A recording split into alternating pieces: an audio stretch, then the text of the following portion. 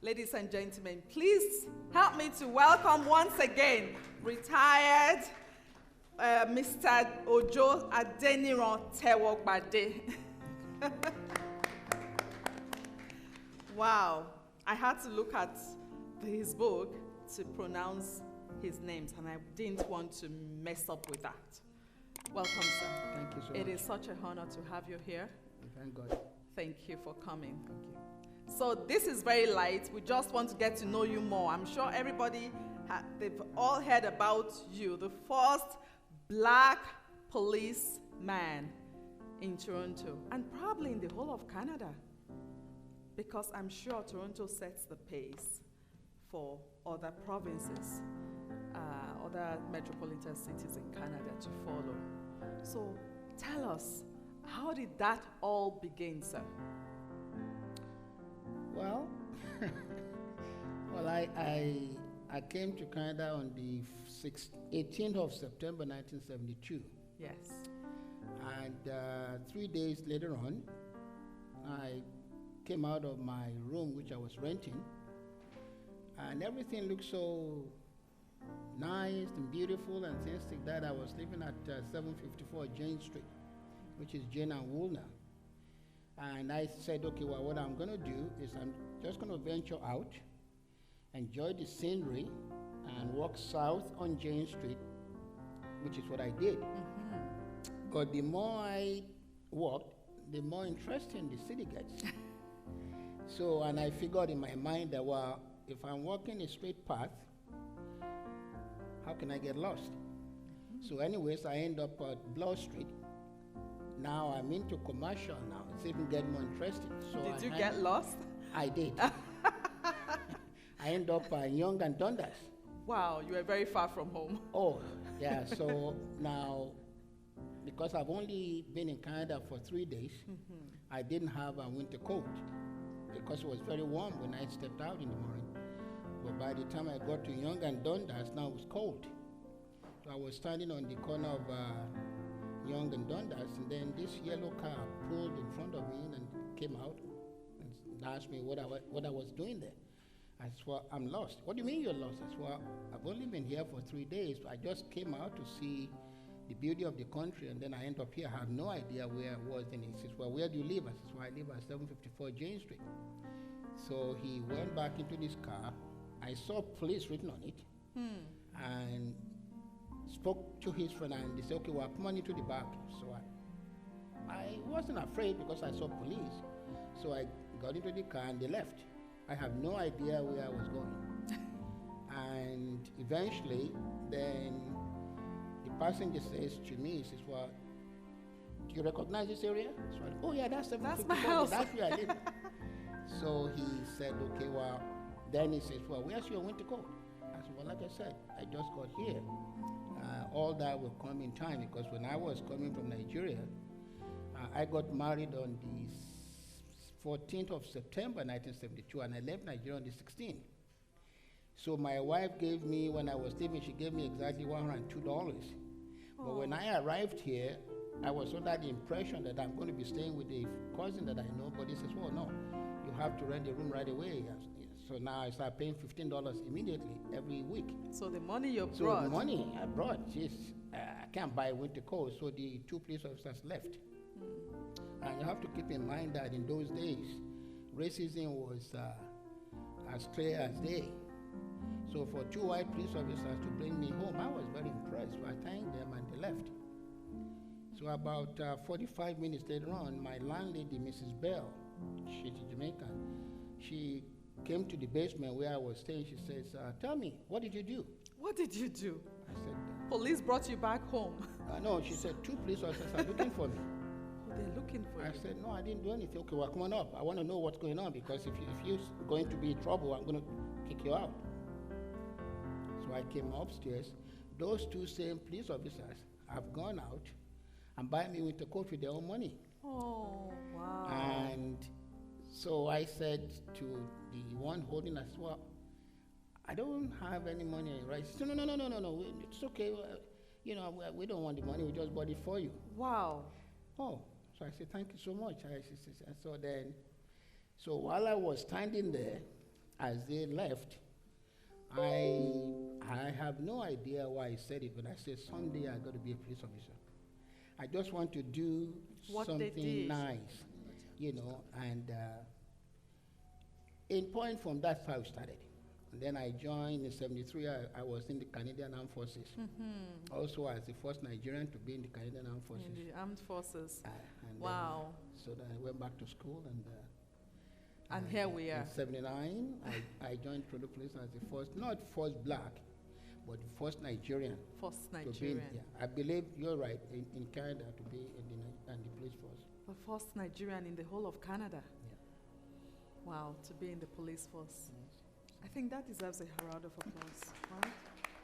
Wow. Thank you for trailblazing. Thank You dared to go where no one had gone. So you said something in passing that in those days, racism was rife. It was very obvious. When you look at the terrain today, is it any different?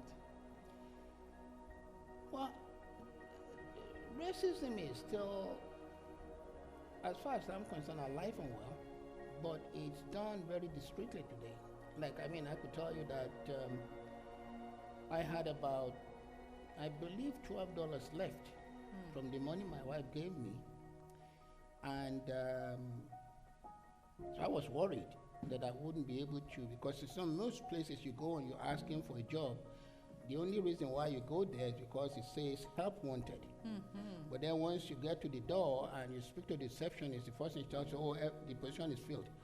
But if you want to fill an application, that's fine. That's it. That's the way of saying we don't want you. Help not wanted once you're black. So in desperation, I went to a place called All Tube Products. They make those chairs there. And the lady said exactly the same thing. We are not hiring right now, but if you want to fill out an application form, that's fine. So I did. And I was walking out the door, and someone was yelling in the background, what does he want? So she whispered to him that he's looking for a job. And the guy yelled at me, if you're looking for a job, why are you leaving? So I couldn't tell him that, well, the lady says it. So I got the job anyways, and the minimum wage at that time was $1.80 an hour. And we've come a long way. Still some to go. But the irony of it all is that I was working beside a fellow by the name of John. He's Portuguese. Now, when we work overtime, which we do, I'm only going to be paid straight time. I'm not qualified for overtime. But John that works beside me get overtime. Why is that? Why it was was that? white. Because it was white. It was white. But the one thing that kept me going those days is I have to say in my mind that if I can just rise above it, I knew even then that in spite of the racism, I was still better off here than in Nigeria. So, and if you see anything, they're just going to tell you to go home anyway. There was no human rights back then. You can't, if there's discriminated against you, there's nowhere to go. It's free for all. So I stood there and, I did it. But one fateful morning, by the way, I should say that with that job, I still have to do, I go to different homes every Saturday morning, knocking on doors and asking if I could do any odd jobs, like mowing the lawn, anything. So I went to this particular house, and the lady opened the door, and she said, yes, what do you want? I said, ma'am, I'm from Africa, and I just need some odd job just to augment my payment and things like that, salary. And she said, well, do you know how to paint? I said, no. She said, well, I'm sorry, I can't help you. I said, well, she was going to close the door. So I said, ma'am, do you know how to paint? She said, yeah. I said, well, why not teach me how to paint so I can paint for you? So she said, well, you want me to teach you how to paint and then pay you? I said, well, ma'am, I'm desperate. So she, okay, well, go to the backyard. So I went to the backyard of her house and I sat down there. This is how, this book that I wrote is pretty all about the miracles of the guy we call the protocol breaker. I don't call him God, I call him the protocol breaker. Protocol breaker. Yes. So I went and she showed me how to paint, and I started painting. And at noon, she invited me for lunch, and she brought it out, and it was 2 bread, and she put cheese and bologna in between. That was the first time I bologna saw it. sandwich. And she cut it in half. So being an African, I felt, we laughed about it later on, but I couldn't help myself. So I said to her, "Excuse me, is that for both of us?" She said, "Yeah." I said, "Well, if you give me both, it's not enough for me alone." So she laughed and said, "Well, you really are from Africa." Yeah, from Africa. You have a big I felt appetite. silly after, but you know. So she gave me some. She gave me then what I now know to be chocolate chip cookies and milk. Then she started interviewing me. I would really realize that I was being interviewed, but just talking to see we are talking now. And it's interesting to also note that when I came here, the normal prerequisite to come from Nigeria or Africa to here is at least GCO level. I only had standard 6 in Nigeria, which is said to be grade 9 here. So then after interviewing, she said, "So what are you doing?" I said, "Well, I've got admission at George Brown College to do upgrading. I have to do 3 years of grading in order to get my grade 12 to go to full-time." So she said, "You went to George Brown College?" I said, "Yes, ma'am, I got admission already." She said, "Well, that's your first mistake." My first mistake. She said, "You should have applied to Humber College." Well, when you're here on a student visa, and I just been married, like I said, and so I said, "Well, I got admission." I said, no, I don't like it. I'm going to give you a note to my friend at Humber College to try and help you." Oh, wow. Okay. She gave me the note on the Saturday morning. I took it to Humber College on Monday. At that time, Humber College at 27 and Humber College Boulevard, there was only 2 buildings there. Humber College and the Tobico General Hospital. Everything else is bush, nothing else. So anyways, I took it there on Monday. Eventually, I saw a lady by the name of Doris Talon. I gave her the note, and she took it into her office and read it, and then about half an hour later, she came back. She said, come on in. So I went into her office. So she said, "Have a seat." So I said, "Yes, well, I'm just reading the letter you brought. The lady that gave me the letter says she only had grade 9. I said, "Yeah, I told her that I'm going to be doing upgrading, but she wants me to do the upgrading." She said, no, that's not what she said. She said in the letter that although you only have grade 9, but after interviewing you, she believed that you can get direct admission to Humber College. You don't have to do upgrading." No way. Oh, wow. So, but now I'm the one who's afraid now. So she said, but she also put a clause in there that if in any of the courses you're going to take, if you're having problems with it, Humber College must give you tutoring and they will pay for it.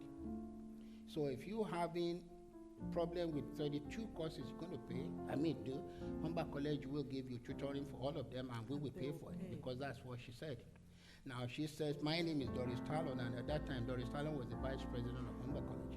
She said, "In fact, because she recommends you, I will also give you tutoring myself, which I don't do." And then, so I'm wondering, so because I only have grade 9, I wasn't sure that I want to go to Humber College and then be thrown into that class. But this woman seems to, I don't know, have some kind of faith in me. And my daughter was just born there in 1974, because my wife already was here. So then she says, "How long have you known the lady?" I said, 3 days ago. She says, "Do you know who that was?" I said, "No." She said, "Well, her name is Florence Gale." Okay. And it just so happened that Florence Gale at the time was the chairman of Humber College. And you just knocked on her door to ask for an odd job. Yeah. And everything else changed, so to speak. And so I went home. I told my wife that this is what happened. So she said, well, when going gets tough, well, I guess going tough have to get going as well. And I wasn't comfortable because it wasn't beyond my level. And when I go out to speak, yes, what I thought.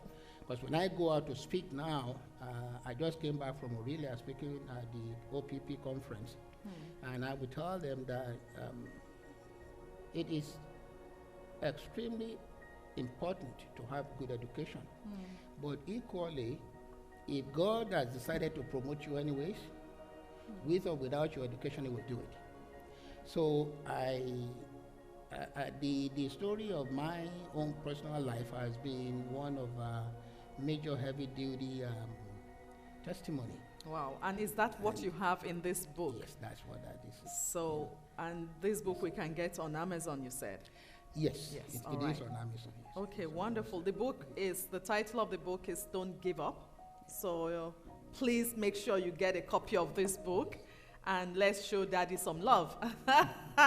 This is exciting. I know many of us want to read up on this book and get the remaining story. So we're not going to give away the story here, so that you go buy this book and then you can get to know what happened after he met with the chairman of Humber College, and you graduated, of course, and here you are today. I know that you're very much involved with domestic violence victims, and with community service, especially now in your retirement. So, is it trite to say there is an epidemic? Because it seems to be one way or the other. Some people believe there is an epidemic, and other people believe there is none. But I'm not focusing on Canada. I'm focusing on back home.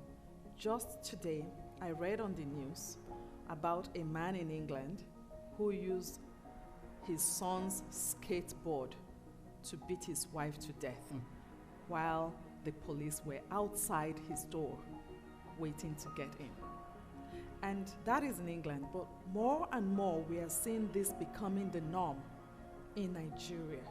When you look at Nigeria and you look at Canada, what would you have to say about the domestic violence scene, sir? Well, it's also interesting to know that it's not an isolated case, but most of the domestic violence that we investigate are people from other countries that actually came here. A case in point was a domestic assault that I was involved in on Dufferin and Eglinton. I knew the guy very well because he's a Yoruba man, Nigerian like myself. And we got a call, but when we get calls to domestic violence, there are two types of domestics. There's domestic violence and domestic incident. The incident we cannot arrest because it's he says, she says, and we just try and mediate. As a matter of fact, most people don't realize that in the old days, police were given the powers to mediate instead of arrest.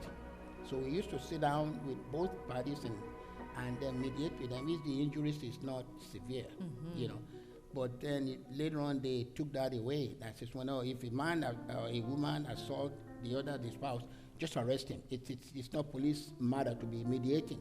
But what I found, to be honest with you, was that by doing so, if you look at the statistics very carefully, most of the women, actually women that call the police, that my husband assaulted me, all they're looking for is for us to mediate. But they will use the term, I just want you to scare him. But we can't do that anymore. So is it gone up? Is it gone down? I would say it's gone a little bit up. And although I do not go on the streets anymore, but I still work with Toronto Police in teaching young police officers how to attend to so many different calls. But it's a tradition. A lot of people don't realize that even up until about, I would say 15 years ago, We can say in Africa, in Nigeria, for instance, a man thinks it's okay to beat his wife, and he does it freely. It's a dumb, stupid thing to do. But then when they now come here, they do the same thing. So this man that we went to call for, I didn't know. You don't know who it is.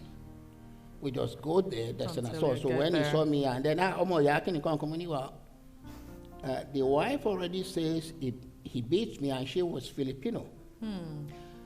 Now, once that word is said, so we get the youngest police officer to take a statement from the wife, and the officer down there said, okay, well, you're going to have to arrest him.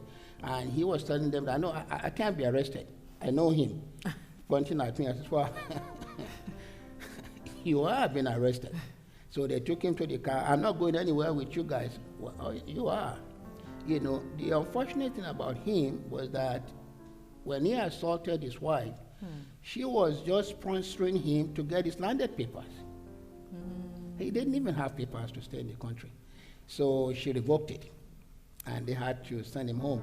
But it's just much, in the First Nation community, up until about 15 years ago, it's exactly the way as it is in Nigeria. If a husband and wife get into a fight and the husband beats the wife, First Nation in Canada, it's the wife that have to leave, not the husband, because it's in their culture, seen that is that the husband owns the house or something like that, you know. So it's everywhere. But the thing though is that usually when I go to seminars, I just tell what causes most of the domestic that we see is very simple. It's because women are created to have detailed brain. Men only have point form brain. Facts and facts only. But like I could give you an instance. If we are both married and your mom and dad went on holidays, when they came back, your mom called our house. You were not home. I was the one at home. Mom is going to tell me every detail, which I'm not interested in. All I want to know is you're back, everything's okay. But when you come home, that's exactly when I'm told, oh, mom and dad are back. But you also want details from me. Exactly. Which I'm not interested in. So you'll be surprised how many women get pissed off. Now, if it's the other way around, that you're the one home, when I come back, you're going to give me detail, which I'm not interested in. And so God created women with detail. Everything is detailed. If I go into a store, before I leave home, I know I wanted to buy this jacket. I'm just going to go there, buy that jacket, and I'm leaving. But my wife sitting there, this is our 52 years we've been married, and she will go into the store. And I remember one incident. We were in Florida. We were in Tampa. And she saw something that she liked, but we saw it already in St. Pete's. Well, it was only 10 cents different. So we have to drive all the way now from Tampa back to St. Pete so you can buy it there. And so I offered to give her the difference. So she said, no, I want to go back there. But in order to keep the peace, it's easy for me to say, yeah, let's go there. And now the logic she used all the time, which works, which is true, is that when we go back to St. Pete, she finds other things that were also on sale, which I don't have the patience to look for. So I just decided that the best thing to do is just let her be the boss. So my paycheck just goes into her account, whatever she does, I don't care. Wow. Let's just like do it. So that way. That is what we love to hear, women, isn't it? So that's how we've been able to, you know, and she's my angel. So. Wonderful. Oh, yeah. So. Let us recognize Mommy. She's here with us. 52 years of marriage is not easy. It's good to have you. Well, so now that Mommy is here, what secrets will she tell us that you don't know about yet? What do you think, if we ask her, tell us something about Daddy, what do you think she's going to say? Nothing. Nothing? Yeah, because we kind of have the open book thing, and I make sure that while I was wearing a gun, that as soon as I take my uniform off, I also take the gun off. I just want to be the husband and father of my kids. So I don't bring the job home. And in fact, if you come to our home, you would never believe that I'm a police officer. I live in Canada. I've been here in Canada for 52 years, but I still have the Nigerian shell in that she laughs at me all the time. In all the 52 years I've been in Canada, I have never used credit card up to today. I just don't believe in it. My kids use it, and I always warn them, if you buy something with credit card, make sure you pay it off before the bills comes in. Because to me, it's a clever way of slavery. Because if I put money in the bank, if I'm lucky, they give me 2% interest at the end of the year. But if I use their card, they charge me 18% interest. So if I don't have the money, well, I'm not going to buy it. But she says I'm just an village man. I said, well, that's what I am. So she has it, she uses it, but I don't. So we everything we do is kind of, we make sure to be open book. Wonderful. Now, there are lots of new Nigerians coming into Canada on a daily basis. What advice would you give to people that are coming? You've been here 52 years. What have you seen differently? What would you advise newcomers with your wealth of experience and knowledge? Well, it's always the same. On easy head lies the crown. You would be surprised to know that in the early 70s, if you see 200 Nigerians, you will see, I guarantee you will see about 20 Ghanaians. It's always about 20 Ghanaians to 200 Nigerians. And the law at that time regards Nigeria as the brain of Africa. And so we are when it comes to being studious and being industrious and things like that. But if we now begin to see that some of the younger ones that are coming now, they came with an agenda. And the agenda is not tomorrow, not eventually, I must be rich right now. Right now. And unfortunately, wealth that got in the wrong way. So it pains me when, like I used to do like a lot of undercover works. So doing the undercover works when we, Nigerians, we were doing open envelopes and I was the pioneer of, in the 70s, if your mom and dad came to visit from Nigeria and you rent a car for them, and at the end of the contract, they're going home, and you take the car back to the people you rented from, would you believe that in Canada, all the contract papers, they just throw them into the garbage? So unfortunately, our people used to go at night, collect all those things, because your credit card number is swiped on it. And that's what they were using for fraud. So I always say, well, look, if you come here and things are a little bit tough, it can never be tough for you as it was for us. You know, but we stood there, we took the insults, and now if they discriminate against you, you can go and report to the police. You can go and do it. But in my time, in the same Toronto, you cannot. There's nowhere to go. But we persevered because some of the one individual came here, and he was arrested by the police about 2 o'clock in the morning, Nigerian. Even myself, like I said, I only came here with grade 9, but I still speak, even if I don't speak good English, I can still speak broken English. But when he was arrested, he said he doesn't speak English, he wants someone to interpret for him. But he didn't realize that he's the one that got himself into trouble. He was in the park at 2 o'clock in the morning, a grown man with a 16-year-old kid. Up until then, he hasn't committed any offense. When the police were in the park, they questioned him, then he took off, running. That's when the offense started. If you have nothing to hide, what are you running for? So by the time they got hold of him, arrested him, he had over 12 Canadian citizenship cards on him in different pictures. Well, I was called at home at 3 o'clock in the morning to report back to work. So I went to work, and they told me what has happened, and I'm going to interpret for him. So I sat in the same room just as I said, and I said, well, so what part of Nigeria are you from? He told me. I said, when did you arrive here? He told me. I said, well, I thought you said you don't speak English. He said, well, I just don't understand the way they were talking. And then he started to tell me how he would like me to help him and things like that. But that individual On the same very day that he walked through Pearson Airport, the immigration officer that interviewed him, he stole his credit card on his desk. We only found out when we started investigating him. At some point in his life, he went to visit with a Nigerian, like himself. It was a lady. I don't know how they knew each other, but she was making food for him. And on her desk, she stole her income tax return, $2,800. And the same very girl that he was sitting with in the park, they created a picture and Canadian citizenship card, which they used to collect that lady's money. So I said, well, you want me to help you, but that lady that invited you to her house, she's a Nigerian like yourself. You didn't help her. Also, you will know that it's not my case anyways. I'm just to interpret for you.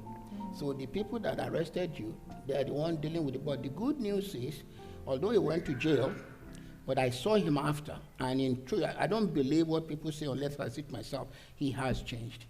When he went to jail, he said he realized that it's not worth it, and it was true. It is changed. So I congratulate him. I says, well, look, if you want to live in this country successfully, before you start complaining and doing any bad thing, just remember where you come from, because the truth is, even after 52 years in Canada, if I go to Nigeria now, would I go there to say I beg to apply? I don't think so. And racism is very common over there too anyways, you know, so it's just a matter of just doing what you have to do, concentrate on your studies, and start low, and eventually God will promote you. Amen. Well, great parting words. Thank you so much for coming. Thanks. We are glad, and we're going to put this book out there. So please make sure you get one of these for Daddy, and yeah, get to know all of the stories. Thanks.